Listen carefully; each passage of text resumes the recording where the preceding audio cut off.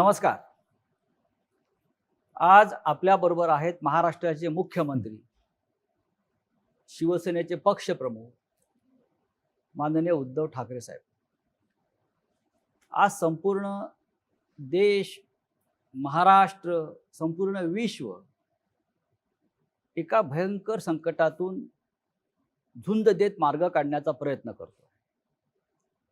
आपल्या देशाची स्थिती चिंताजनक आहे. महाराष्ट्रामध्ये सुद्धा करोनाचं संकट तर आहेच, पण मधल्या काळामध्ये एक निसर्ग वादळ आलं, ते संकट आलं आणि या सगळ्या संकटांना खंबीरपणे तोंड देत राज्याचं नेतृत्व मुख्यमंत्री उद्धव ठाकरे करतायत. अधूनमधून ते गेल्या 4 महिन्यामध्ये लॉकडाऊनच्या काळामध्ये फेसबुकच्या माध्यमातून मुख्यमंत्र्यांनी जनतेशी संवाद साधला. पण हा संवाद एकतर्फी होता. म्हणजे मुख्यमंत्री आपल्याला समजावून अनेक गोष्टी सांगत होते, आपलं मार्गदर्शन करत होते, आपलं बौद्धिक घेत होते आणि जनता ते सगळं ऐकत होती. ती माननीय मुख्यमंत्र्यांच्या मन की बात होती, दिल की बात होती. पण ह्या निमित्तानं या राज्यातल्या जनतेच्या मनात सुद्धा अनेक प्रश्न आहेत. काही राजकीय असतील, काही सामाजिक असतील, काही आरोग्यविषयक असतील. या सगळ्या प्रश्नांवर बोलण्यासाठी आज मुख्यमंत्री आपल्याबरोबर आहेत. मी मुख्यमंत्र्यांचं स्वागत करतो. नमस्कार. उद्धवजी, आपलं स्वागत. नमस्कार आणि जय महाराष्ट्र. आपण कसे आहात? तुमच्या समोर आहे. आपण समोर आहात, पण खूप दिवसांनी म्हणा किंवा खूप महिन्यांनी म्हणा आपल्याला आपला चेहरा जनतेनं स्वच्छ पाहिला. म्हणजे आपल्या चेहऱ्याला मास्क नाही. माझा चेहरा स्वच्छच आहे. हा. आणि फेसबुक लाईव्ह मध्ये सुद्धा माझा फेस हा स्वच्छच आहे. फेस टू फेस आपण जनतेसमोर आलात.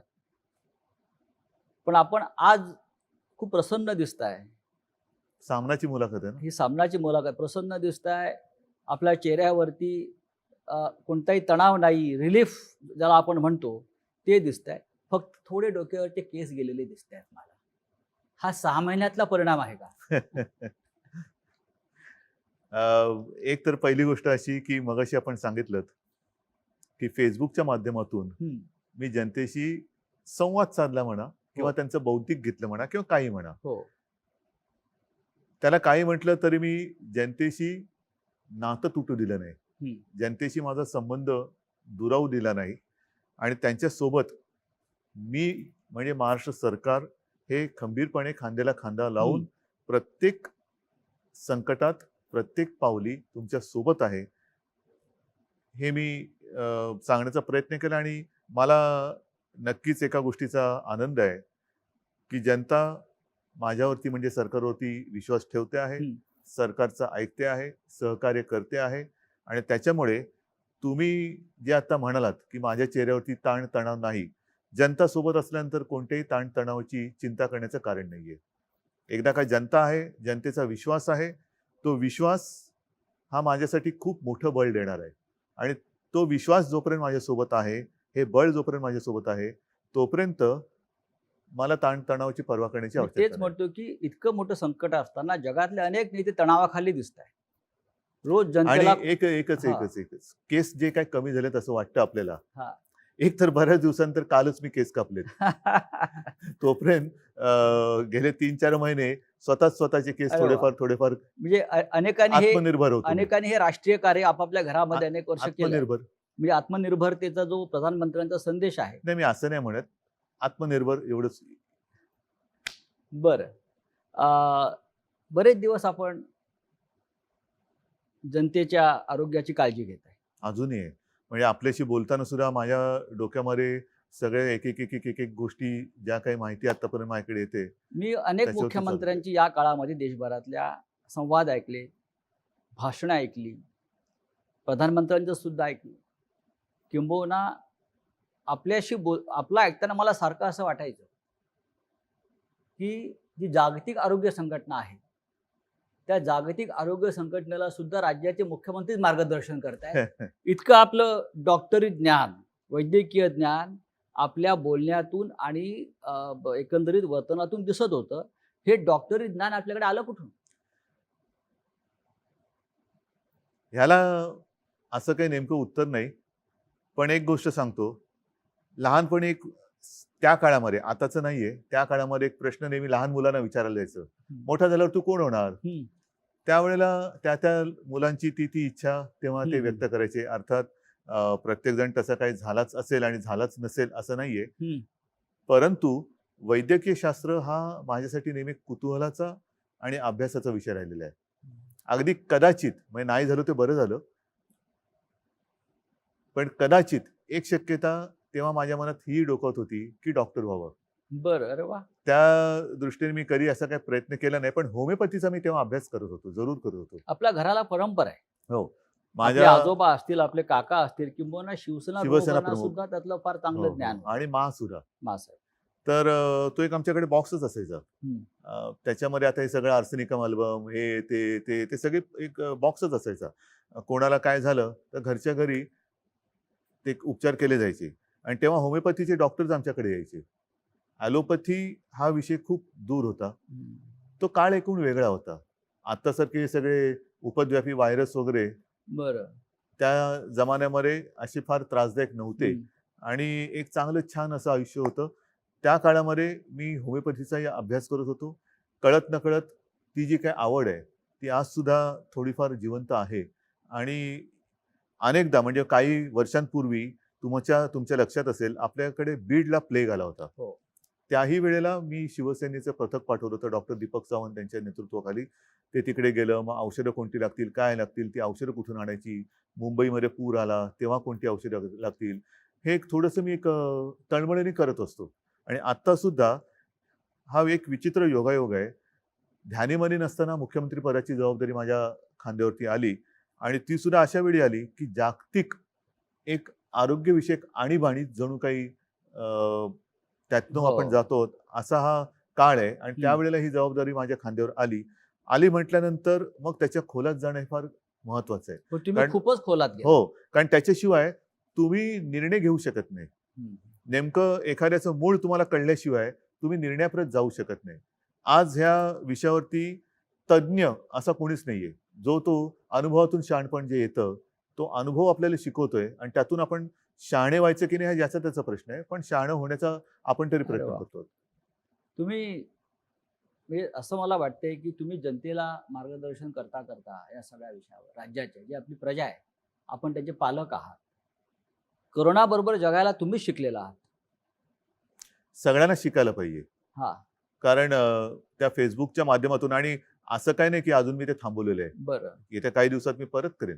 कारण अच्छा. हे करत राहावंच लागेल. हा. जोपर्यंत एक कोरोनासोबत जगणं आपण शिकत नाही आणि स्वीकारत नाही, तोपर्यंत ह्या काही गोष्टी अपरिहार्य म्हणून आपल्याला मानाव्याच लागतील, त्या कराव्याच लागतील.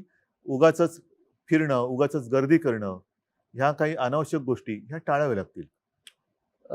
ठाकरे सरकार, आपण ठाकरे सरकारच म्हटलं पाहिजे, कारण जो असं नेतृत्व करतो त्याच्या नावानं ते सरकार ठीक आहे, ओळखलं जातं. पण ठीक आहे, मी नेतृत्व म्हणून हा एक भाग झाला. हो, हो. परंतु एक तर हे महाविकास आघाडी म्हणून 3 पक्षांचं सरकार सोबत समर्थक आपले जे अपक्ष आहेत त्यांचं सरकार आहे. आणि त्याहीपेक्षा महत्वाचं, ज्यांनी हा प्रयत्न स्वीकारला, ज्यांनी ह्या प्रयत्नाचं स्वागत केलं, त्या मायबाप जनतेचं हे सरकार आहे. त्या सरकारला 6 महिने झाले. 6 महिने गेले फुकट. 6 महिने होऊन गेले. खरं म्हणजे एखाद्या सरकारला किंवा एखाद्या मुख्यमंत्री पदाला 1 महिना झाला तरी उत्सव साजरा करतात. सध्या उत्सवाला बंदीच आहे. बंदी आहे. आणि राज्यात व देशामध्ये अशी अनेक उदाहरणं आहेत की ज्यांना 2-4 महिनेही पंतप्रधानपदी किंवा मुख्यमंत्रीपदी राहता आलं नाही. आपण 6 महिन्याचा आपला पूर्ण झाला आणि अत्यंत व्यवस्थित तो पूर्ण झाला. हा 6 महिन्याच्या काळाकडे तुम्ही कसं पाहता? हा काळ कसा गेला? फार विचित्र पद्धतीने गेला. आपण जे म्हणालात ही गोष्ट खरी आहे की 1 महिना झाला, 100 दिवस झाले, 6 महिने झाले. हे सरकारचे वाढदिवस मोठ्या धूमधडाक्यात आतापर्यंत साजरे केले गेले. आता मला असं वाटतं विरोधी पक्षनेते पदाचे दिवस हे धूमधडाक्यात साजरे केले जातात. अच्छा. असं दिसतं हे कोण. पण हे जे काही 6 महिने गेले, हे 6 महिने विविध आव्हानं घेऊन आले होते. आणि आव्हानं अजूनही संपलेली नाहीयेत. राजकीय आव्हान ठीक आहे, ते तर मी तुम्हाला सांगितलं, जोपर्यंत जनतेचं बळ माझ्यासोबत आहे, जनतेचा आशीर्वाद माझ्यासोबत आहे तोपर्यंत मी ह्या आव्हानाची पर्वा करत नाही. पण सुरुवातीच्या काळामध्ये जसं हे संकट ज्याचं कोणी अजूनही त्याचा आकार उकार किंबहुना नेमके पण काही ओळखू शकलेलं नाही असंही संकट आलं. एक गोष्ट लक्षात घ्या, आपत्ती ही काही नवीन नाहीये. आपत्त्या ह्या येत असतात, पण त्या आपत्त्या किंवा आपत्ती कशी असते, एक भीषण पूर येतो, भीषण भूकंप होतो, फार भयानक असते ती परिस्थिती. त्याच्यामध्ये एक सुनामी येते, एका क्षणात होत्याचं नव्हतं करून जातं. कदाचित असंही होतं की काही संकट जसं हे कोरोनाचं संकट आहे, हे जर आपण खबरदारी घेतलं नाही तर झपाट्याने लोक आजारी पडतात आणि मृत्युमुखी पडतात. पण ही जी संकटं असतात, वादळ असतं, जसं निसर्ग वादळाचा उल्लेख तुम्ही केला, भूकंप असतो, हे एका क्षणात निमिषार्धात ज्याला म्हणतो ते होत्याचं नव्हतं करून टाकतात. आणि त्याच्यानंतर आपल्याला फार जिकरीने जी लोक त्याच्यामध्ये अडकली असतील त्यांना सोडवण्याचं काम करावं लागतं, त्यांचं पुनर्वसनाचं काम करावं लागतं.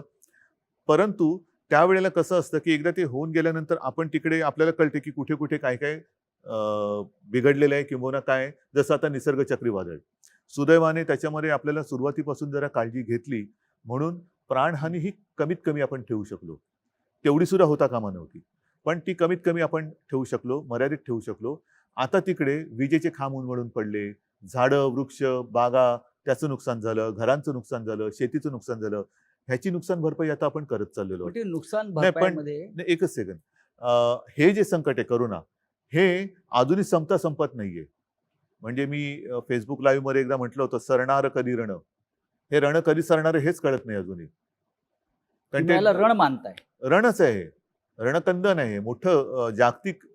जसं मी मागेच म्हटलं होतं की वर्ल्ड वॉर आहे, तिसरं वॉर महायुद्ध, अगेन्स्ट व्हायरस. हे 2 महायुद्ध झाली. हे फार भयानक आहे, ज्यांनी हे खरं विश्वयुद्ध आहे, कारण त्यांनी पूर्ण जग व्यापून टाकलेलं आहे.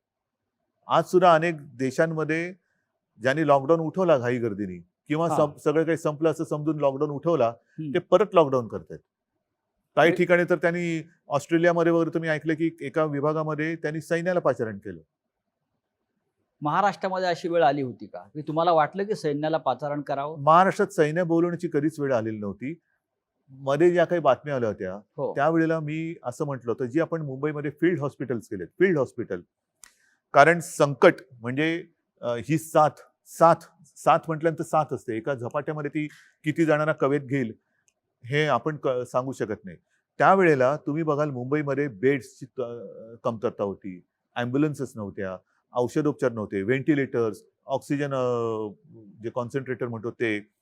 ह्या सगळ्याची कमी का होती? कारण आपल्याकडे जी काही आतापर्यंतची हॉस्पिटल्स आहेत तेवढीच हॉस्पिटल्स होती. आणि हे जेव्हा माझ्या लक्षात आलं, किंबहुना ज्या वेळेला मला विधानसभेचं कामकाज चालू होतं तेव्हा अधिवेशन, तेव्हा पहिल्यांदा आपल्याकडे मार्चमध्ये महाराष्ट्रात पहिले रुग्ण सापडले. ती तीव्रता हळूहळू वाढत आपल्याला अधिवेशन सुद्धा 1 आठवडा कमी करावं लागलं. आणि तेव्हा जेव्हा पहिल्यांदा ब्रीफिंग झालं की ही अशी अशी परिस्थिती आहे, तेव्हाच मी सांगितलं होतं की आपल्याला युद्ध पातळीवरती फील्ड हॉस्पिटल्स उभी करावी लागतील. आणि त्यावेळेला जर गरज लागली तर मिलिटरीच्या तंत्रज्ञानाचा उपयोग करून घ्या. कशी ते पटकन तिकडे करतात. एक गोष्ट आणखीन तुम्हाला सांगतो की याही बाबतीत आपल्याला लष्कराची मदत लागली नाही. आपण इथल्या इथे मला त्या गोष्टीचा एक अभिमान आहे की आपल्या ही प्रशासनाची टीम ही त्यांना जे आपण काही सांगू ते तत्परतेने काम करतायत. आणि म्हणूनच चीननी 15 दिवसात इन्फेक्शन हॉस्पिटल उभं केलं, आपणही 15 ते 20 दिवसात हे हॉस्पिटल उभं केलं आणि आणखीन या सुविधा वाढवतोय. या काळामध्ये आपण मगाशी प्रशासनाचा उल्लेख केला, ते उत्तम काम करते. या काळामध्ये 6 महिन्यामध्ये आपण मंत्रालयामध्ये कमीत कमी केलात असा आपल्यावरती एक सतत आरोप होतो आहे. ठीक आहे ना, मंत्रालय आता बंद आहे.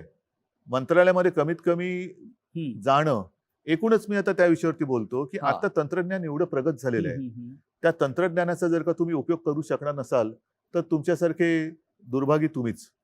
आता तंत्रज्ञानाचा माध्यमातून, जसं आता आपली मुलाखत संपल्यानंतर मी अगदी घरी जाऊनच मुद्दामून सांगतो, घरी जाऊन माझ्या मुंबईतल्या महापालिका जे काही आपले आयुक्त आहेत, नुसते महापालिका एकटे नाही, सहआयुक्त उपआयुक्त ह्यांची मी एक बैठक घेणार आहे.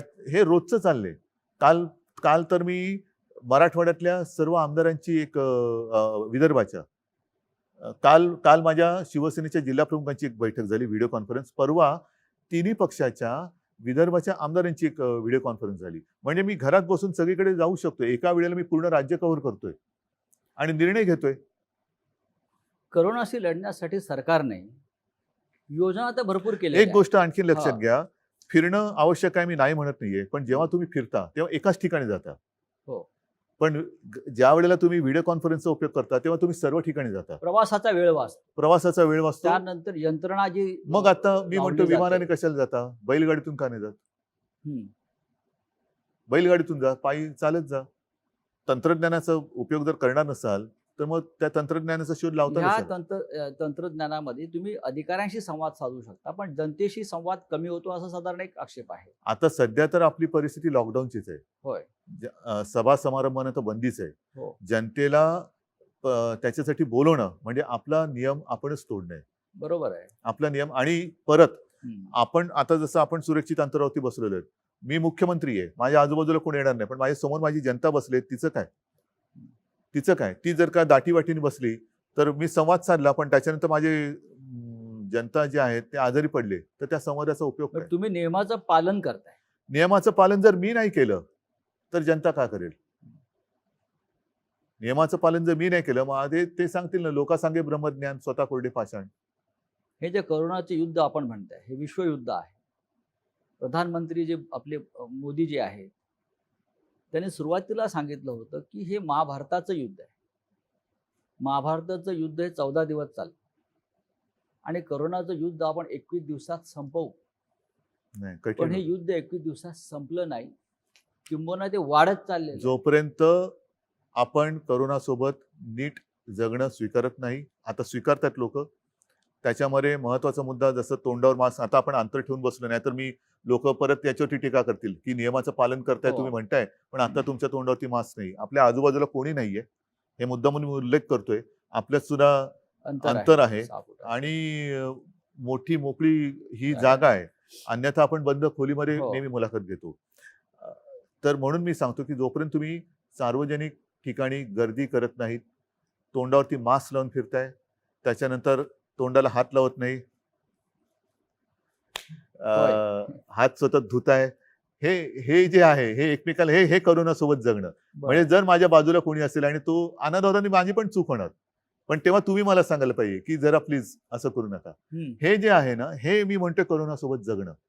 या काळामध्ये आपण या युद्धाशी लढण्यासाठी जेव्हा युद्ध होतं तेव्हा आपण रणगाड्या आणतो, क्षेपणास्त्र आणतो, बंदुकांचे दारू आणतो, सैन्य भरती करतो. ही युद्धाची आयुधं आहेत. आणि आपण जेव्हा युद्ध केलं, महाराष्ट्रात सुरू केलं, तेव्हा आपण मोठ्या प्रमाणामध्ये ICU, व्हेंटिलेटर्स, बेड, औषधं हा साठा केला. हे आरोग्यविषयक युद्ध आहे. पण इतक्या मोठ्या प्रमाणामध्ये इन्फ्रास्ट्रक्चर उभं करून सुद्धा लोकांच्या सातत्याने तक्रारी कमी आता झाल्या नाही नाहीत. येते. किंबहुना कोविड सेंटरमध्ये बेड नाही नाही, असं होत नाहीये. किंवा गेल्यावरती आम्हाला उपचार मिळत नाही. सांगतो. अशा प्रकारे सुद्धा काही तक्रारी तुम्ही इतकं प्रचंड काम केल्यावर सुद्धा जेव्हा आल्या तेव्हा मुख्यमंत्री म्हणून आपलं काय भावना राहिल्या? नाही, भावना इथे मी भावना वगैरे माझ्या पाळत हा, नाहीये. हा. मला काम करायचंय आणि जनतेला वाचवायचंय. जी तुम्ही गोष्ट म्हणताय ही सुरुवातीला मुंबईत होती, जे मी तुम्हाला सांगितलं. प्रामाणिकपणाने आपण कबूल केलं पाहिजे की ह्या व्हायरसचा प्रादुर्भाव, साथीचा प्रसार आणि आपल्याकडच्या सुविधा ह्याचा जी उपलब्ध होती हे विषम प्रमाण होतं.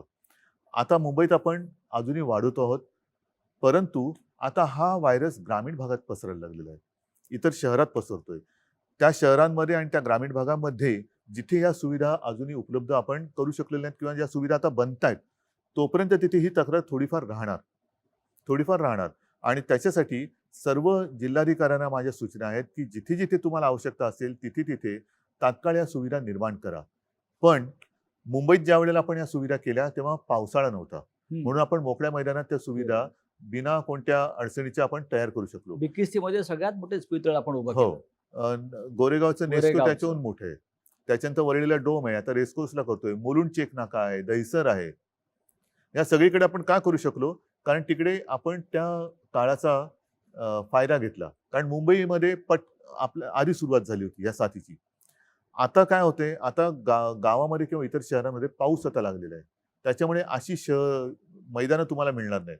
बरं, या मैदानात सुद्धा नुसते आपण तंबू नाही टाकले, तिथे सुद्धा टॉयलेटची सोय ही परमनंट, म्हणजे त्याच्यासाठी सुद्धा सिवेज लाईन वगैरे टाकून घेतली, पाण्याची लाईन टाकली, म्हणजे कुठेही नंतर त्रास होता कामा नये ह्याची खबरदारी घेऊन या सुविधा तयार केल्या. आता गावागावात किंबहुना इतर शहरांमध्ये आपल्याला जे मोठे हॉल असतील किंवा काही ठिकाणी गोडाऊन्स असतील जे कव्हर्ड आहेत ऑलरेडी, अशा ठिकाणी आपल्याला ह्या कराव्या लागतात. किंवा ते जर का नसेल तर काही रिकाम्या बिल्डिंग्स आहेत का? आजही काही ठिकाणी आपण शाळा, कॉलेजेस किंबहुना हॉस्टेल्स हे क्वारंटाईनसाठी घेतलेले आहेत, कारण तात्काळ आपल्याकडे दुसरं काहीच नव्हतं. हे इतकं करून सुद्धा देशामध्ये रुग्ण वाढतातच आहेत. 10 लाखाच्या वर रुग्ण देशामध्ये गेले, त्याच्यापेक्षा जास्त आकडा हा असावा. महाराष्ट्राचा आकडा हा 3 लाखावर गेला 3 लाख एकूण, एकूण. म्हणजे पहिला रुग्ण जो आता बरा होऊन घरी गेलेला आहे त्याला हा. सुद्धा त्याच्यात पकडलं जाते. आणि हे मुंबई खरं 1 चूक आहे. लाखावर गेले. हो, पण आता म्हणजे जे बरे होऊन गेले तो त्याच्यामधले फिगर दिल्या जात नाही. नाही, तो धरता कामा नये ना. तुम्ही तुमच्या महाराष्ट्राला किंवा देशाला पंतप्रधान किती असं विचारता का? मग नेहरूंपासून पंतप्रधान धरणार का? महाराष्ट्रामध्ये सुद्धा यशवंतरावांपासून मुख्यमंत्री धरणार का? असे सगळे मुख्यमंत्री किंवा सगळे पंतप्रधान एकत्रित धरत नाहीत. आत्ता किती पंतप्रधान? 1. आत्ता किती मुख्यमंत्री? 1. आतापर्यंत कोण कोण होऊन गेले? हे होऊन गेलेले. म्हणजे आता आकडा कमी होतो. कमीच आहे. हा, असं नाही मी म्हणत, काही ठिकाणी वाढतोय. एक आणखीन महत्वाचा मुद्दा घ्या लक्षात, की ही साथ आहे, आकडा वाढतोय, तो थोडा वाढणार, पण याच्यामध्ये आपल्याला लवकरात लवकर तो रुग्ण ओळखून किंबहुना रुग्णाला जर का तशी लक्षणं आढळली तर त्यांनी लवकर पुढे आलं पाहिजे. मृत्यूदर कमी ठेवणं, औषध नसताना सुद्धा, औषध कोणते नाहीये पण त्याच्यावरती इतर जे काय आता उपलब्धता आहे त्याच्यानुसार उपचार करून मृत्यूचं प्रमाण कमी ठेवणं, हे आता आपलं मोठं आव्हान. या क्षणी मुंबई नियंत्रणामध्ये येत असताना अजून मी त्याच्यावर तर काय बोलत नाही. नाही, एक मिनिट, असं अजिबात मी बोलणार नाही, कारण असं जर का आपण समज करून घेतलं तर आपण गाफील राहू. त्याच्यामुळे कृपा करून तुम्ही त्या आकड्यांकडे लक्ष देऊ नका. पण आज मुंबईच्या बाहेरची शहरं आहेत, कल्याण, डोंबिवली, ठाणे, नवी मुंबई, अंबरनाथ, पुणे, पिंपरी चिंचवड, हे भाग जास्त संक्रमित झालेले आहे आणि ती चिंतेची गोष्ट वाटते सगळ्यांना. कारण एकतर हे दाटीवाटीच्या जागा आहेत, नोकरी धंद्याच्या जागा आहेत, औद्योगिक वसाहती आहेत आणि हाच पुणे, पिंपरी चिंचवडला परत लॉकडाऊन करावा लागला. ठाणे, कल्याण, डोंबिवलीला परत लॉकडाऊन करावं लागलं. नवी मुंबईमध्ये सुद्धा संकट वाढतंय. चंद्रपूर सारख्या ठिकाणी सुद्धा रुग्ण वाढतायत. नागपूरला चित्र वाईट दिसलं. ही वेळ परत परत लॉकडाऊन करण्याची का आली? सांगतो, ही केवळ आपल्यावरती चालेल नाहीये. हे जी सुरुवातीला मी म्हटलं, हे जागतिक कटू सत्य आहे. जागतिक कटू सत्य आहे. आपल्याकडे नेमकेपणाने बोलणार किंवा तसं सल्ला देणारं जगामध्ये कोणी नाहीये. एका बाजूला लॉकडाऊन केला पाहिजे का, तर त्याला विरोध करणारे अनेक शहाणे आहेत. लॉकडाऊनने काय साधलं? लॉकडाऊन म्हणजे उपचार आहे का? लॉकडाऊनने आर्थिक संकट येते, लॉकडाऊनने अर्थव्यवस्था. ठीक आहे बाबा, तुम्हाला मग आम्ही उडून देतो. मग इकडे लोक जर का दुर्दैवाने त्यांना काही मृत्युमुखी पडले तर तुम्ही घेणार का जबाबदारी? जे आज जे सरकारच्या दारी येऊन बसले, दार उघड म्हणून टाहो फोडतायत. दारं उघडायला हरकत नाहीयेत, पण दारं उघडल्यानंतर तुम्ही जबाबदारी घेणार आहात का? अर्थव्यवस्था ही, म्हणून आपण काय करतोय, माझं मत असं आहे की आता लॉकडाऊन शब्द न वापरता, मी असं कधीच म्हणणार नाही की लॉकडाऊन मी उठवतोय, नाही, अजिबात नाही. पण मी हळूहळू एक एक गोष्टी उघड करत चाललोय आणि प्रयत्न माझा असा आहे की एकदा उघडलेली गोष्ट परत बंद होता कामा नये. त्याच्यामुळे नुसता आरोग्याचा विचार करूनही चालणार नाही, नुसता अर्थव्यवस्थेचं पण चालणार नाहीये. जे केवळ आणि केवळ अर्थव्यवस्थेची चिंता करतायत त्यांनी आरोग्याची चिंता थोडीफार तरी केली पाहिजे. आणि जे केवळ आणि केवळ आरोग्याची चिंता करतात ते आजच्या घडीला ते सत्य असलं तरी थोडीफार आर्थिक चिंता पण केली पाहिजे. आणि ह्याचं तारतम्य ठेवून, ही तारेवरची कसरत आहे. करोना बरोबर जगायला शिकायचं म्हणजे तारेवरची कसरत करायला शिकलं पाहिजे. आणि दुसरा महत्वाचा मुद्दा, मुंबईच्या आसपासच्या परिसरात जो काही थोडा प्रादुर्भाव वाढतोय, या व्हायरसचा एक वागणुकीचा तुम्ही जर का हे बघितला आलेख, तर हा व्हायरस गुणाकार करत जातो. आणि जिथे पहिली सुरुवात होते तिथे सुरुवातीला तो पीकवरती जातो, शिखरावर जातो आणि मग तो फ्लॅट होऊन मग कमी येतो. जिथे उशिरा होतं तिकडे तो उशिरावर पीकवर जातो. ह्या परिसरामध्ये जिथे उशिरा सुरू झालेला आहे तिथे तो पीकवरती उशिरा चाललेला आहे. त्याच्यामुळे हा परिसर आणि ही शहरं ही कालांतराने बाहेर पडतील. तुम्हाला करोनावर डॉक्टरेट मिळाली पाहिजे, रिसर्च. तेवढा अभ्यास नाही केला तर मी मुख्यमंत्री म्हणून काय देशातल्या मुख्यमंत्र्यांमध्ये करोनावरती इतका खोलवर अभ्यास करणारा आपण एकमेव मला मुख्यमंत्री मी दिसतोय. नुसता मी फिरत नाही, घरी बसतो म्हणून अभ्यास होतो.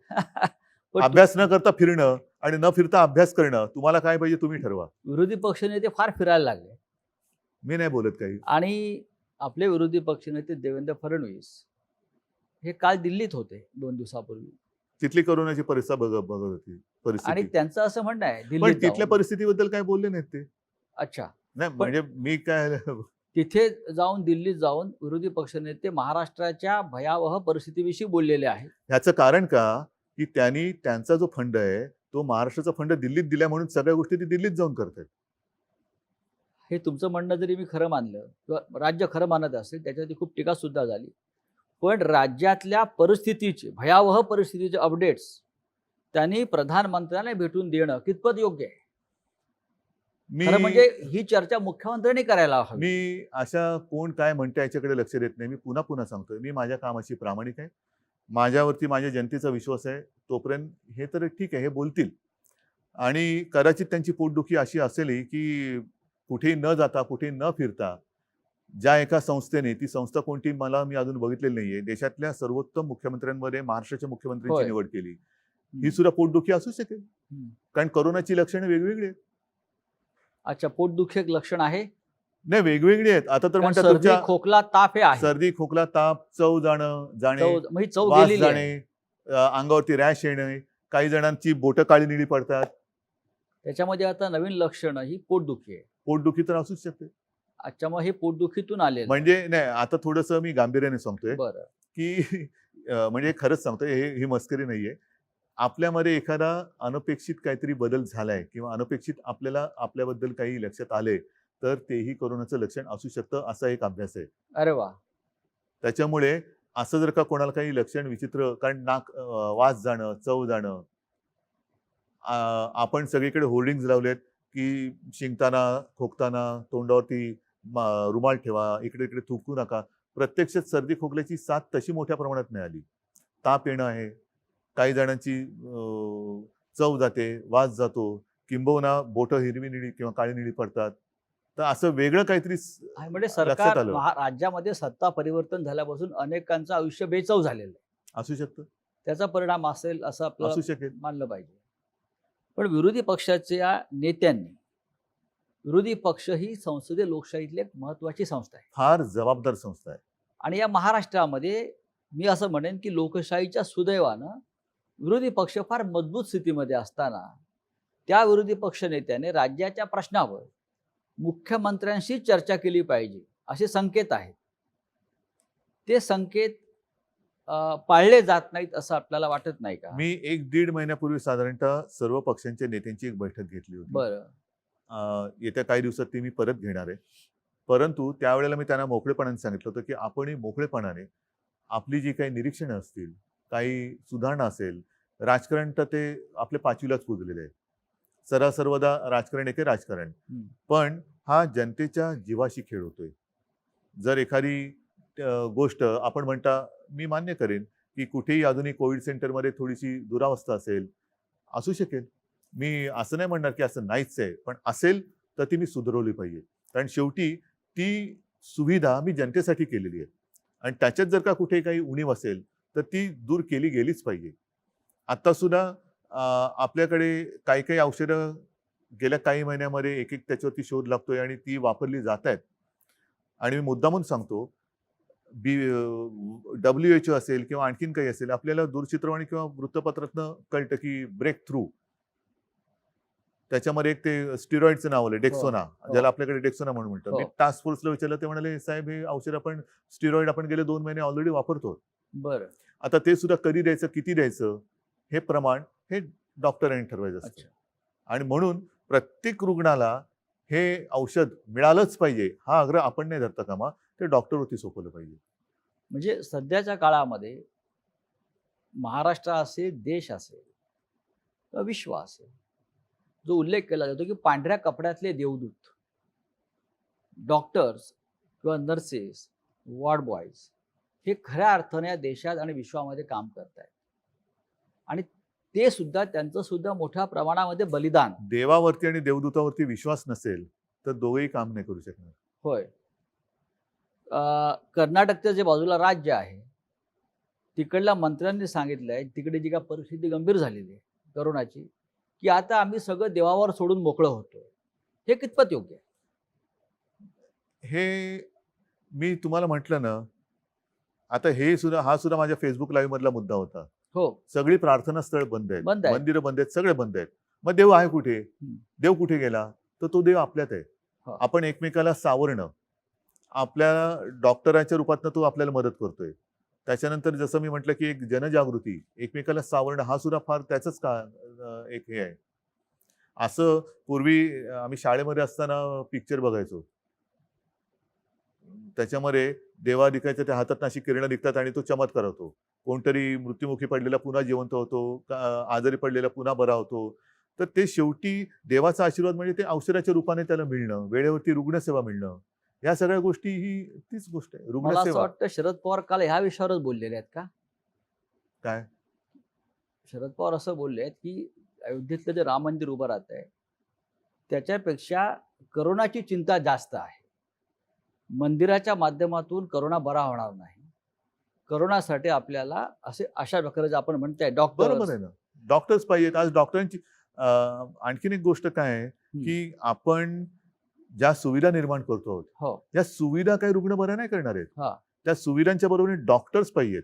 आपण मी आधीच म्हटलं होतं ना, की जम्बो फॅसिलिटी, जम्बो म्हणजे मी काय बेडचं दुकान नाही काढलेलं, फर्निचरचं दुकान नाही काढलं, प्रदर्शन नाही भरवलं. त्याच्यावरती जेव्हा रुग्ण येईल तेव्हा त्या रुग्णाच्या आणि बेडच्या बाजूला डॉक्टर आणि ती सिस्टर पाहिजे आणि हातात औषधं पाहिजेत. ज्या मुंबईतल्या करोनाच्या स्थितीवर सगळ्यात जास्त टीका देशभरातल्या राजकीय लोकांनी केली, मग ते प्रवासी मजदूर जाताना असतील किंवा रुग्ण वाढताना असेल, त्याच मुंबई पॅटर्नचा आज सगळ्यात जास्त बोलबाला होतो. कोण करते? प्रत्येकाला मुंबई पॅटर्न लागू करा असं देशभरात वाटतं. कोण करते? सगळेच करताय. तर हा मुंबई पॅटर्न जेव्हा तुम्ही सुरू केला, तुम्ही मॅनेज केलं असेल. अच्छा, आम्ही मॅनेज केलं. मुंबई पॅटर्न त्यातली धारावी म्हटलं की लोकांच्या भुव्यावर जातात. खरं मोठं आव्हान आहे. पण जागतिक आरोग्य संघटनेनं फक्त धारावीचा उल्लेख केला आणि धारावी पॅटर्न हा उल्लेख केला. हे मला असं वाटतं या सरकारचं सगळ्यात मोठं यश आहे. महापालिका असेल, राज्य सरकार असेल, पण मुख्यमंत्री म्हणून आपण सतत मुंबई आणि धारावीवर लक्ष दिलं. हे आपण कसं करू शकला? ह्याच्यावरती मी तुम्हाला म्हटलं तसं आपल्या जनतेवरती आणि यंत्रणेवरती विश्वास. हा विश्वास जर का नसेल आणि प्रत्येक ठिकाणी जर का मी धारावीमध्ये चक्रा मारत बसलो असतो तर काय साधलं असतं? मी मुख्यमंत्री म्हणून जाणं म्हणजे सगळा तो लवाजमा माझ्यावरती गोळा होणं. बरं, म्हणजे त्यांना कामाची ठिकाणं आणि कामं सोडून माझ्यावरती गोळा होणं. ह्याच्या पलीकडे मी त्यांना काय सांगणार? पण एक गोष्ट नक्कीच समाधानाची आहे की WHO धारावीचा उल्लेख केला. त्याच्यानंतर काल परवाकडे वॉशिंग्टन पोस्ट मध्ये एक आर्टिकल आहे, त्याच्यात त्यांनी म्हटलं की मुंबई हे एक असं शहर आहे की ज्या शहराने कोणतीही माहिती लपवलेली नाही, लपवाछपवी नाही, बिलकुल नाही, जे आहे ते स्पष्ट आहे. पण तुम्ही लपवताय, काहीतरी लपवताय असं विरोधी पक्ष नेत्यांचं म्हणणं होतं. मृत्यूच्या आकडे लपवताय, रुग्णांच्या आकडे लपवताय. त्यांच्याकडे वॉशिंग्टन पोस्ट त्यांची स्वतःची यंत्रणा आहे का? असू शकेल की ज्या माध्यमातून त्यांना हे आकडे मिळत आहेत किंवा राज्यातल्या कारभाराविषयी माहिती मिळते. असू शकेल. पण ह्या ज्या काही गोष्टी आहेत, WHO आणि वॉशिंग्टन पोस्ट, हे ह्या वृत्तपत्रात आणि त्या हेल्थ ऑर्गनायझेशननी देणं हे एक फार मोठं गौरवाची गोष्ट आहे. त्याच्यामुळे मी या गोष्टींकडे बाकीच्या मी त्याच्याकडे लक्ष देत नाही. धारावीत आपल्याला यश मिळत आहे. मी अजूनही बोलत नाही, कारण अजूनही संकट पूर्ण टळलं पाहिजे. आणि जर का मी कोणाचं आता मोठं कौतुक केलं तर गाफीलपणा मला नकोय, गलथानपणा नकोय. मुंबई सुद्धा हळूहळू स्थिरस्थावर होत आहे. पण मुंबईच्या रस्त्यावरती वडापाव कधी मिळणार? त्याच्यासाठी सुद्धा आपली ही हळूवार वाटचाल त्याच दिशेने चालू आहे. हो, जोपर्यंत मुंबईच्या रस्त्यावरती लोकांना वडापाव मिळत नाही तोपर्यंत मुंबई सुरळीत झाली असं कोणी या देशामध्ये मानणार नाही. वडापाव आहे, बऱ्याच गोष्टी आहेत. बरं, दुसरा एक विषय महत्वाचा येतो आहे की या संपूर्ण 4 महिन्याच्या काळामध्ये आपण मंदिरांनाही लॉकडाऊन केलंय, देवही बंदिवान आहेत. देव आपलेच आहेत. मंदिराची टाळी कधी उघडणार? देव म्हणतात मी तुमच्यात आहे बरं. आणि त्याच्यामुळे तुम्ही मंदिरात येऊ नका, तुम्ही हे पहिले सांभाळा. जसं गाडगेबाबांचा एक उल्लेख, हो. माझ्या आजोबांनी मला ती सांगितलेली गोष्ट, मला वाटतं हो, त्यांच्या हो. चरित्रात पण लिहिलेली आहे. होय. गाडगेबाबा पंढरीला जायचे, पंढरपूरला. यात्रा असायची, वारी, जसं ती या वेळेला वारी होऊ शकली नाही आणि गाडगेबाबा जायचे ते दर्शनाला मंदिरात जायच्या आधी किंवा ऐवजी चंद्रभागेचा काठ हा सकाळ झाली का खराट घेऊन साफ करायला जायची. आणि त्यांना कोणी विचारलं काय बाबा दर्शन घेतलं का, तर अरे हे बघ हा माझा विठोबा आहे, अच्छा. हे गोरगरीब माता भगिनी मायबाप सगळे आलेले आहेत, इकडे ही सगळी अस्वच्छता माजली तर रोगराई येईल, मग त्याचं काय होणार. त्याच्यामुळे ते त्याची सेवा कर सांगायची. आपण त्या गाडगे महाराजांची आणि परंपरा आणि ते स्वतः हे खरडा घेऊन काढायची. आता आम्ही त्यांच्या नावाने अभियान करतो, पण स्वतः काय करतो, स्वच्छ केलेल्या कोपऱ्यामध्ये जाऊन झाडू मारून फोटो काढतो. गाडगे महाराजांची परंपरा महाराष्ट्राला जशी लाभली आहे तशी ठाकरे कुटुंबाला आहे ना, पासून किंवा त्याच्यामुळे देव काही त्यांनी गोष्टी पाहिला. या माझ्या आजोबांकडनं त्यावेळेला मी त्यांच्या आठवणीच्या स्वरूपात ऐकलेल्या आहेत. आता महाराष्ट्रामध्ये अनलॉक 2 सुरू आहे, अनलॉक शब्द सोडा, अनलॉक लॉक ज्याला तुम्ही पुनश्च हरिओम म्हणता. पुनश्चार्य म्हणतोय किंवा मिशन बिगिन अगेन, होय. ते करताना नीट तो समजून घ्यायला पाहिजे विषय की लॉकडाऊन हा केलेला आहेच, लॉकडाऊन आहेच, त्याच्यामुळे ह्याच्यानंतर काय होणार, त्याच्यानंतर काय, लॉकडाऊन आहेच, पण आपण एक एक गोष्टी सोडवत चाललेलो आहोत. त्यातनं हळूहळू एक एक गोष्टी बाहेर काढतोय. नाहीतर काय होईल, lockdown 1, lockdown unlock 1, lockdown 2, unlock 2, lockdown 2, ह्या गोष्टी या खेळत तांत्रिक गोष्टी नाही. म्हणजे तुम्ही घाईघाईने एखादी लॉकडाऊन केला तेही चूक आहे, घाईघाईने लॉकडाऊन उठवला किती काळ असं बसणार, मग हे कधी होणार ते कधी होणार. लोक कंटाळले आता आहे, पण कंटाळा घालवण्यासाठी म्हणून लॉकडाऊन केलेलं नाही, उघडायचं असं नाहीये. लोकांच्या पोटापाण्याचा प्रश्न आहे. त्याच्यासाठी एकदम जर का घिसाडघाईने उघडलं आणि साथ प्रचंड वाढली आणि जीवच गेला तर पोटपाण्याचं काय करणार. काही ठिकाणी कारखान्यांमध्ये सुद्धा जर का ही साथ घुसली तर काय होणार. आणि म्हणून मग एक गोष्ट स्वीकारायला पाहिजे की मग करोनाचं काय होईल ते होईल, किती माणसं मृत्युमुखी पडतील ते पडतील, पण आम्हाला लॉकडाऊन नको. आहे का तयारी? अमेरिकेत जसं केलंय. हा, तयारी आहे का? माझी नाही तयारी. न्यूयॉर्कला आहे. असेल, माझी नाही तयारी. मी म्हणजे ट्रम्प नाहीये. मी माझ्या डोळ्यासमोर माझी माणसं अशी तळमळताना हे करताना बघू शकत नाही, अजिबात नाही. त्याच्यामुळे एक गोष्ट ठरवा की लॉकडाऊन गेल्या खड्ड्यात, जीव गेला तरी 72, पण आम्हाला लॉकडाऊन नको. रेल्वे सुरू होत नाही अद्याप, लोकांनी प्रवास कसा करायचा. म्हणूनच मी म्हणतो ना की एकदा काहीतरी ठरवा, इस्पार या उसपार. आणि जर का दोन्ही सांभाळायचं असेल तर मी म्हटलं तसं रेल्वे रुळावरनच चालली पाहिजे, तशी ती तारेवरची कसरत आहे, तारेवरची कसरत आहे. तुम्ही रेल्वे सुरू करणार की नाही असा प्रश्न आहे माझा. नाही, बंद करण्यासाठी आम्ही काय केलं, रेल्वे ही मुंबईची लाईफलाईन आहे. जोपर्यंत लाईफलाईन रेल्वे सुरू करूया, वडापाव सुरू करूया, सगळं सुरू करूया, पण एकदा काहीतरी एक टोक स्वीकारा. घाई गडबडीने घिसाडघाईने तुम्हाला हे करायचंय आणि मग काय आपल्या घरात कुटुंब याच्यामध्ये आजारी पडतात आणि काही मृत्युमुखी पडतात. मग कुटुंब मृत्युमुखी पडल्यानंतर घराला जे टाळं लागेल ते लॉकडाऊन कोण उघडणार. घराचं जो काय लॉकडाऊन होईल, कुटुंब जर काय गेलं तर त्या घराचं टाळं कोण उघडणार. आणि म्हणून ते टाळं नको असेल तर या गोष्टी टाळा. शिक्षणाचा पूर्ण बट्टाबोळ झालाय जगभरात. आणि महाराष्ट्रात सगळ्यात विषय जो सध्या चर्चेला जातो आहे तो म्हणजे पदवी परीक्षेच्या ज्या अंतिम वर्षाचं काय करायचं. तो निर्णय घेतलाय, कारण याच्यामध्ये राज्यपालांचं एक मत आहे. नाही, पण आता राज्यपालांसुद्धा मला सरकारचं एक मत आहे. आपण कोणत्याही परिस्थिती, कारण आता काही ठिकाणी बघा, तुम्ही मला प्रश्न विचारतानाच दोन्ही बाजूनी प्रश्न विचारताय. एका बाजूने म्हणताय की हे कधी होणार आणि दुसऱ्या बाजूला म्हणताय की हे पण होतंय. म्हणजे एका बाजूला म्हणते हे उघडणार कधी, दुसऱ्या बाजूला म्हणताय की तुम्ही राज्यात इतर राज्यांमध्ये पुन्हा लॉकडाऊन होते. होय. मग हाच तो माझा महत्वाचा मुद्दा आहे. काही ठिकाणी शाळा सुरू केल्या आणि त्यातली मुलं बाधित झाली. असं कोणी समजू नका की मुलांना हा करोना होत नाही. 6 महिन्याच्या बाळाला सुद्धा करोना झाला, तो बरं झाला. हे चित्र आलंय. दक्षिण कोरियामध्ये शाळा परत बंद कराव्या लागल्या, अनेक देशात बंद. मग त्याचा खेळखंडोबा किंवा बट्ट्याबोळा आहे की नाही. मग या शिक्षणासाठी शेवटी महाराष्ट्राला शिक्षणाची फार मोठी परंपरा आहे. सगळ्या देश जगाला आहे. मुंबई महाराष्ट्राला आहेच ना. शिक्षण हे जीवनावश्यक गोष्टीपैकी एक आहे. 2020 मध्ये या काळामध्ये मुलांनी तरुणांनी शिक्षणाचं काय करावं, महत्वाचा मुद्दा आहे हा. आणि त्याच्यासाठी आपण आता हा जुलै जवळपास संपत आला, बरोबर आहे. जूनमध्ये शाळा सुरू होतात. मी माझी संकल्पना मांडली ती हीच आहे की शाळा कधी सुरू होणार. आता तो शाळा हा जो कन्सेप्ट आहे तो थोडासा बाजूला ठेवा. शिक्षण कधी सुरू होणार. ह्याच्यासाठी आपण हा एक विचार केला की जिथे जिथे शक्य असेल ग्रामीण भागात तिथे शाळा सुरू कराव्यात का, आणि जिथे जिथे शक्य आहे, सुविधा आहे, तिकडे ऑनलाईन शिक्षण सुरू करावं का. ऑनलाईन शिक्षणाचं पायलट आपल्याकडे सुरू झालेलं आहे. बरं. त्याच्यासाठी आपण केंद्राशी बोलून आता त्याच्यात सुद्धा कसं आहे की हे एकतर्फीच होणार आहे. जसं माझं फेसबुक लाईव्ह होतं तसंच ते होणार आहे की टीव्ही चॅनलवरनं शिकवता येईल का. त्याच्यानंतर आपण मुंबई महापालिकेच्या शाळेमध्ये टॅब दिले होते, SD कार्ड लोड केले, त्याच्यात ई लर्निंग आहे, टेक्स्टबुक आहेत, पाठ्यपुस्तक आहेत, अशी काही हे करावं का. कारण त्याच्यावरती सगळ्या बाजूनी आपण मतांतरही घेत आहोत.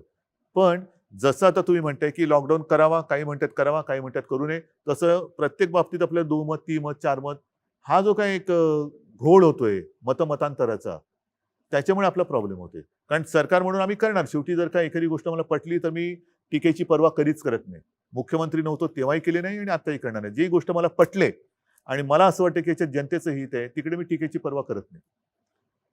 राज्यपालांची एक भूमिका आहे. त्यानंतर युनिव्हर्सिटी ग्रँड कमिशन, विद्यापीठ अनुदान जी संस्था आहे त्यांची भूमिका परीक्षा पण आपल्याकडे सुद्धा घेण्यासंदर्भात आहे. कुलगुरूंची एक भूमिका आहे. आपल्याकडे कुलगुरूंची परीक्षा एक होऊ भूमिका आहे. नये. यातून मार्ग काढण्यासाठी मार्ग काढलाय आपण. परीक्षा होऊ नये असं कोणाचंच मत नाही. हो. माझंही मत आहे परीक्षा व्हावी. पण हे मी काय म्हटलेलं नीट लक्षात घ्या. आपण अंतिम वर्षाच्या मुलांना जी काही आतापर्यंत सेमिस्टर झालेले त्याचं ॲग्रिगेट करून मार्क देऊन त्यांच्या आयुष्यातला एक अडथळा दूर करावा, त्यांना पास करावं. त्यांच्या शेवटी एक सरासरी हा एक प्रकार असतो म्हणून त्याला सरासरी म्हणतात. सरासरी मार्क देऊन त्यांना रिझल्ट द्यावा. ज्यांना कोणाला वाटतं की मी ह्याच्याहून चांगली कामगिरी बजावू शकतो त्यांना आपल्याला जेव्हा शक्य होईल.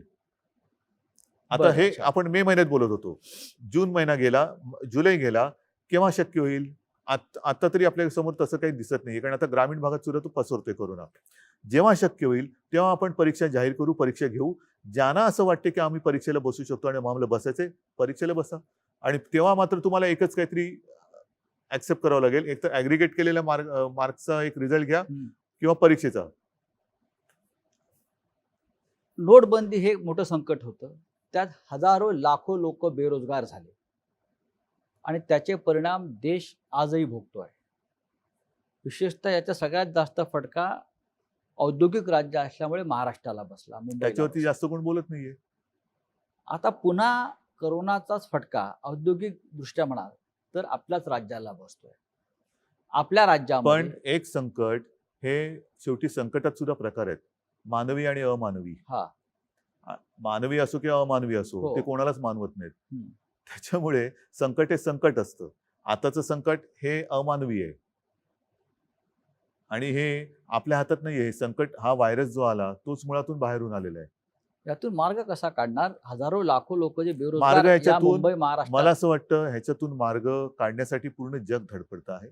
आणि आता सुद्धा प्रसारमाध्यमातून ज्या बातम्या आपल्या समोर येत आहेत त्या आशादायक आहेत. याच्यावरती वॅक्सिन जवळ आपण गेलेलो आहोत, पोहोचतो आहोत. काल सुद्धा माझी काही जणांची चर्चा झाली. येत्या काही महिन्यात कारण या वॅक्सिनची ट्रायल सुरू झालेली आहे. आता प्राण्यांवरती होते, एक ठराविक ग्रुपवरती होते, त्याच्यानंतर ती मोठ्या प्रमाणावरती होईल. असं करून आता तर बातमी की ऑगस्टमध्ये आलं तर आनंद आहे. पण साधारणतः या वर्षाच्या अखेरीपर्यंत आपल्या देशामध्ये वॅक्सिन तयार होऊ शकतं असं चित्र आहे. शेतकऱ्यांचे प्रश्न नव्याने उफाळून येतील. सगळ्यांचेच आहेत. आता आजपासूनच महाराष्ट्रामध्ये दूध उत्पादक शेतकऱ्यांचं आंदोलन सुरू झालंय. त्यांच्या दुधाला भाव वाढवून हवाय. कोणाला भाव मिळतोय नीट? कोणालाच भाव मिळत नाहीये. त्याच्यामुळे हे संकट हे सर्वव्यापी आहे. त्याच्यामुळे कोणत्या एका वर्गावरती किंवा एका क्षेत्रावरती संकट आहे असं मानणं चूक आहे. आणि शेवटी सगळीच लोक जर का अन्याय होतो म्हणून बाहेर पडली तर मग माझं तेच म्हणणं आहे, मग एक तर तुम्ही एक काहीतरी स्वीकारा की जे काय होईल ते होईल, आणि नाही तर आम्ही सुरक्षित राहून व्यवस्थित शांतपणाने विचार करून ह्या संकटाला परतू. हा एक मार्ग आहे. नाही तर जे काय होईल ते होईल, मारतो उडी आम्ही. कारण खाजगी कंपन्या, खाजगी उद्योग यांनी तर नोकर कपात मोठ्या प्रमाणात सुरू केली. पण शासनामध्ये सुद्धा एस टी मधून 4000 लोक कमी गेले. रेल्वेतून माणसं कमी केली जात आहेत, विमान कंपन्या, ह्या सगळ्या पब्लिक सेक्टरमधून जर अशा प्रकारे नोकर नाही, कपात सुरू राहिली ह्याच्यावरती तर खूप मोठा सामाजिक प्रश्न निर्माण होऊ निर्माण शकतो होईल. होऊ शकतो आणि ह्याच्यासाठी मला असं वाटतं वेगळी केवळ अट्टहासापायी आपली मतं मांडण्यापेक्षा एक जर का सगळेजण एकदिलाने एकत्र आले तर ह्यातनं मार्ग नक्की निघू शकतो. तसा मार्ग काढण्याचा माझा प्रयत्न आहे. परंतु तुम्ही हे करताय म्हणून माझा त्याला विरोध आहे, ही जर भूमिका घेऊन कोण येणार असेल तर त्यातनं मार्ग नाही निघू शकत. ही परिस्थिती सगळ्यांना सारखी आहे. फटका कमी जास्त प्रमाणात सगळ्यांना पडलेला आहे, पडणार आहे. याहीपेक्षा मोठं जे काही संकट आहे हे येत्या काळामध्ये कदाचित येऊ शकतं. पण सगळ्यांनी मिळून एकदिलाने जर संकटाचा सामना करायचा आहे म्हणून आले एकत्र आणि मार्ग काढायचा म्हटला तरच मार्ग निघू शकतो. याच्यामध्ये केंद्र राज्याला काय मदत करू शकेल? केंद्र आणि राज्य, केंद्राने आता मध्ये वेळोवेळी पंतप्रधान व्हिडिओ कॉन्फरन्सच्या माध्यमातून एक बैठक घेत असतात आणि ज्या काही गोष्टी कोरोनाच्या बाबतीत त्यांच्याकडे आपण मांडतो तशी त्यांची त्या बाबतीत मदत होते. आपल्याला जी 38,000 कोटीची मदत त्यांनी द्यायचं कबूल केलं होतं, ते पैसे राज्याला मिळाले का? येत आहेत हळूहळू. हळूहळू येत आहेत. म्हणजे लॉकडाऊन जसा हळूहळू उठतोय तसे ते पैसे हळूहळू येत आहेत. सगळ्यांचंच उत्पन्न घटलेलं आहे. दूध उत्पादकांचं घटलेलं आहे, शेतकऱ्याचं घटलेलं आहे, जो काय आपला नोकरदार वर्ग आहे त्याचं घटलेलं आहे, म्हणजेच सरकारचं पण घटलेलं आहे. मग राज्य सरकार जे एक महत्त्वाचं आहे, महाराष्ट्राचं राज्य महसूल वाढवण्यासाठी, त्याशिवाय हे राज्य चालू शकत नाही. कोणाकडनं वसूल करणार? कर्मचाऱ्यांचे पगार द्यायला आपल्याकडे पैसे नाहीत असं आपले मंत्री म्हणतात. मान्य मला, पण शेवटी महसूल वाढवण्यासाठी आपण काय उपाययोजना करणार? उपाययोजनासाठी आपण एक गोष्टी ज्या आहेत, मी तुम्हाला म्हटलं ना, पटकन हो. पी हळद आणि हो गोरी असा उपाय कोणाकडेच नाहीये. असा उपाय कोणाकडेच नाहीये. आणि तसा जर का उपाय असता तरी संकट त्याला काय म्हणायचं? संकट म्हणतोय, यावेळेला आपत्ती म्हणतोय. आता सुद्धा आपल्या देशात आणि आपल्या राज्यात महाराष्ट्राने तो जो काही एपिडेमिक ऍक्ट होता 100 वर्षापूर्वीचा, म्हणजे इंग्रजांच्या काळातला, तो 100 वर्षानंतर पुन्हा त्याचं पुनरुज्जीवन प्लेगच्या वेळेतला पुनरुज्जीवित का केला? म्हणजे तशी एपिडेमिक, तशी परिस्थिती निर्माण झाली. केंद्राने त्याच्याहून थोडासा एक पाऊल पुढे टाकून थोडा आणखीन कडक डिझास्टर ऍक्ट जो केलेला आहे तो का करावा लागला? ह्याचं कारण तसं डिझास्टर आहे, आपत्ती आहे. ती जर नसती तर आता सुद्धा आपण जिथे बसलो ते इकडे तिकडे लोक आपल्याला दिसली असती. मुख्यमंत्री उद्धव ठाकरे यांच्याबरोबरच्या या गप्पा अशाच पुढे चालू राहतील. पहिल्या भागामध्ये मुख्यमंत्र्यांनी करोनापासून ते राजकारणापर्यंत अनेक विषयांवर आपल्याशी दिलखुलास चर्चा केली. ही चर्चा पुढल्या भागात अशीच आपण चालू ठेवू. तोपर्यंत आपण थोडी विश्रांती घेऊ.